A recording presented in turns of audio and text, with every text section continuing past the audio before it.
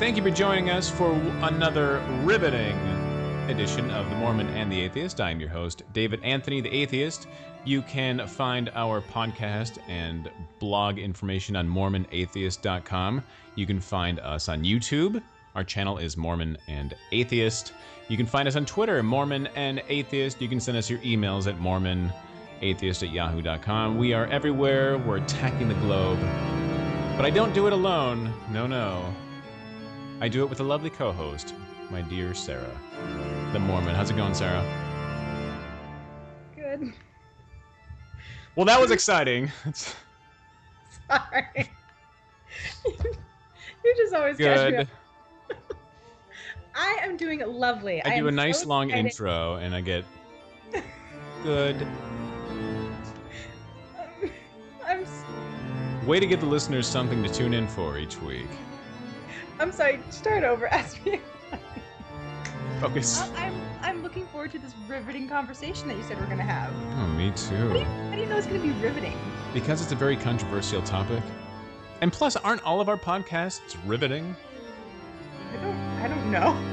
Are we critiquing our own work now? I never listen to them, so I have no idea. You never listen? No, I just post them on the web. You listen. All right, I listen. I scrutinize. You do. I know you do. I do. I'm probably the only one. I'm the one who counts for like 90% of the hits that we get.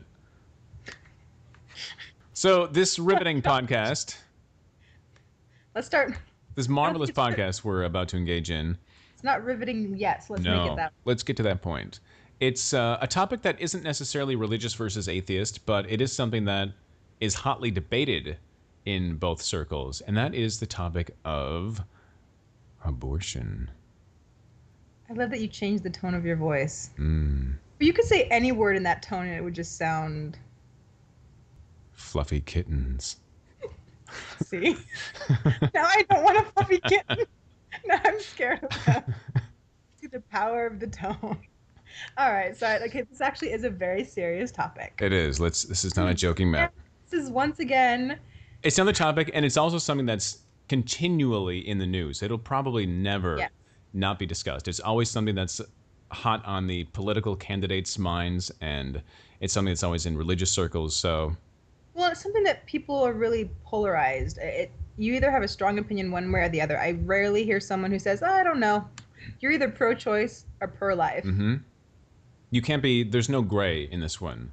I know you love to say the world is full of shades of gray, but I think in this one, it's really... Like you said, it's polarized. It's one or the other. Well... Oh, here we go. Shades of gray are coming out. We could write a song. The Shades of Gray by Mormon and the Atheist. You know what? We are so going to have to write a song one day. Since we both play piano, you write. Mm-hmm. Okay, we're going to do that. But, so, I am pro-life. You are. However... Oh, however. Well, first of all, before we get into any howevers... Yes. Let's just establish some... Ground rules? Not ground rules. Let's establish where the beliefs in pro-life versus pro-choice stem from where they stem. Okay. Most pro-lifers, I would say, the arguments stem from a religious standpoint. Yes.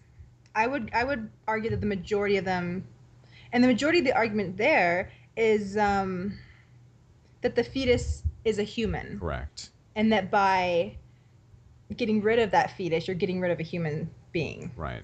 Whereas opposed to pro-choice, they're not necessarily monsters who are just murdering. And I think that's a huge misconception. Because you're pro-choice doesn't mean you're pro-abortion. It just means you're pro the woman's choice to have an abortion if need be. Well, I think the other thing is, it's just they have a different view and a feel about the fetus, that it's not a living organism or it's not a human until, like, I've noticed people seem to have different beliefs. Either it's until the heart beats or until it can sense and feel pain, or which is at about 6 months, or until it's born, until it takes its first breath. So everyone has a different understanding of when it becomes a living organism or a human being. Right. Whereas people who are pro-life feel like killing a fetus is like killing a living organism no matter what the stage is. Because it's, I mean, whether it's 3 weeks and has a heartbeat or brain functionality starting at 2 months, that is a living organism to them. Rather than just an extension of the mother's tissue. Which, that... Because some people, I've read arguments for both sides as well, It is and some not people an extension of the mother's tissue. I mean, no. Let me just finish my argument. Some people think that because the fetus or embryo, at whatever stage you want to call it, doesn't have the ability to sustain life on its own. It's literally attached to the mother. It can't support life on its own. Therefore, it's not a separate entity from the mother. Therefore, it is part of the mother. It is part of her living tissue. That's part of why people feel like it's not so much a separate living being as it is just an extension of the mother. Well, I guess I can understand that, but I also feel like that doesn't make a ton of sense, because when you think about it, a newborn baby is just as dependent on others and would die if it was not cared for. A sick person is often just dependent, as are some elderly, and yet we recognize them as fully human. But they're not inside your body. Not because, well, they're still dependent. And, biologists agree that an unborn baby is a whole, complete, granted an immature organism. It's not part of its mother. It is its own entity with its own genetic material fully present. All it needs is a suitable environment and nutrition to develop. Correct. But it is its own entity. It's not... I can see both ways here. But I'm always amazed at the lengths people will go to keep someone alive later on in life. Mm-hmm. It's almost like they keep prolonging it at such great extents, yet at the same time they don't think twice about ending a starting life. You don't think they think twice? Well, I think a lot of people, I would guess people aren't just going to the abortion clinic like, oh, I'm not going to think twice about this. I'm just going and have the procedure done and walk out. No, I do think people think twice. And the other thing that's really funny, if you ask the majority of women who have had abortions, there's a big percentage of them who've regretted that decision. Mm-hmm. I'm not saying all do, but it is a huge, serious decision. And I think one that if you do make that decision, you should, see somebody. That's not a decision to make lightly. No, it's not. And like I said, I don't think people aren't taking it lightly. I think people probably weigh the pros and cons of it, but feel that ultimately in their current situation, for whatever reason, they can't bring a baby into the world at this point. Well, okay, so my stance, like I mentioned, I am pro-life. However, I have seen situations where, like, the mother's life is in danger, or some, girl's raped. And on the flip side, though, I've seen people struggle to have a baby and wait years and years to adopt. So I've seen both ends of the spectrum, and that's why, unfortunately, this is one of those topics, once again. I guess there's the gray. There it is. No, but it's just one of these topics that I'm more emotionally invested. I see. And so it's harder for me sometimes, I think, to step outside and to be more logical about it. And I'm not saying I can't be, but it's just a little bit harder because you know how I feel about babies. Yes, I do. You're obsessed with babies. Yes. And my view on the topic is, of course, partly the result of my religious beliefs. Mm-hmm. Because from the Christian perspective, we learn, each life has value and it's a gift from God, and it's not ours to decide when life starts and ends. That obviously from the religious perspective. So I kind of feel that by saying someone has the right to abort an unborn child, you're taking the power of that life into your own hands. And that's an argument that's used. However, this is also a tricky topic because usually debates about abortion, they kind of focus on politics and law. Like, should it be outlawed? Should it be treated like murder, or remain a legal choice available to women? Mm-hmm. And it's hard when laws are based off of moral values, because, like, whose moral values are you using? So when some people approach this, they're very secular. Other people are heavily influenced by religious values and their upbringing, which I think that was partly what influenced me. However, I don't think, and either approach isn't wrong, but I don't think that religious values should be the determining factor in this type of thing. No. Religious ideology is not a foundation for law. See, exactly. And so that's why I have to step outside of my my upbringing and also my emotional investment in this topic.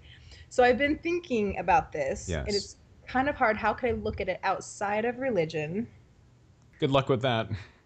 Well, no, it was actually kind of an interesting, if I take out the argument that life is a gift from God, and it's not our right to determine when it starts or when it ends. But it's God's right. I'm just saying, if I take out that form of the equation, and but I just want to talking about, you're putting it in your hands, you're taking the right. I mean, historically, if you look at it, as many would point out, God is really the most prolific abortionist in history. If you look at all the naturally terminated pregnancies, they're far more naturally terminated than there are That's just human the intervened. Well, yes, but that's just the body's way of getting rid of an embryo that would have been severely flawed or had health defect, deformities. But don't you think a lot of people believe that that's God's will? It's a life, isn't it? Well, It was their time.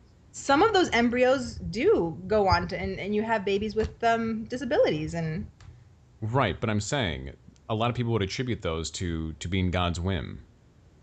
yes, I Yeah. think from a Christian perspective, yes, you're So right. it's okay for God to abort the children?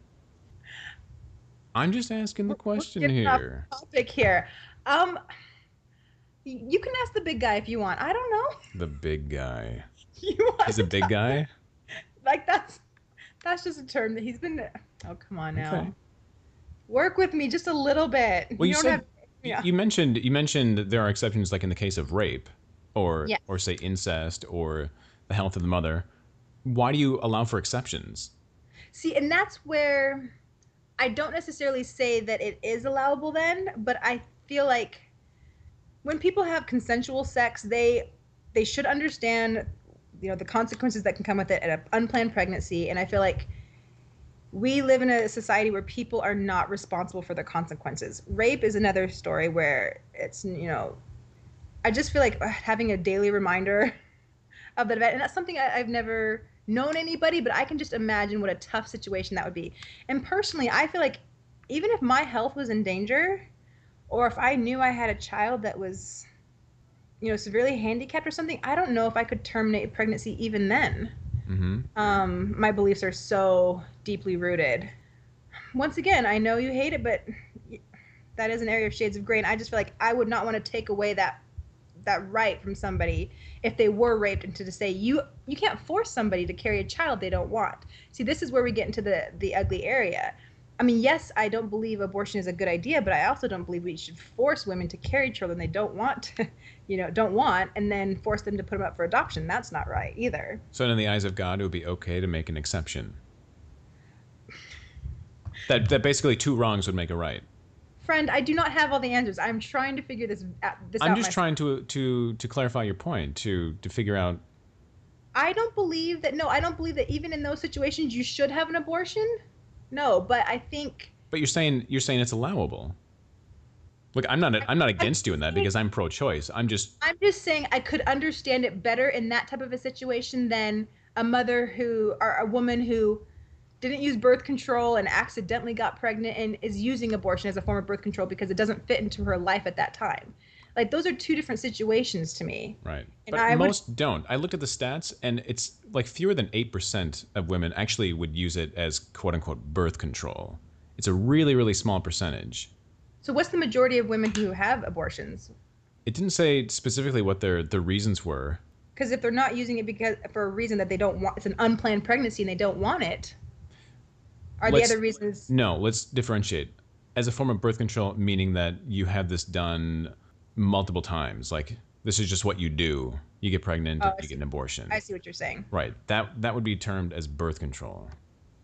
Well, even if it's an unplanned, I just feel like those are two different situations, and I don't know and understand how I would feel if I was actually in that situation. But yeah, it's a different story. Do you think it should be outlawed? Abortion? Mm-hmm. Oh. Because then you get into civil liberties and civil rights. See, that's the thing. That's where. Okay, can I read something I found? You may read, sure. I'm gonna read because, like I mentioned, when I'm not sure of my own opinion, I like to read other people's opinions because that kind of helps me to solidify my own. And I am pro-life. I don't believe abortion is a good idea. However, okay, let me just read what he says. Go ahead. This is Michael Frank on a paper he wrote, Abortion, a Christian Analyst and Perspective. So he says, our society is constituted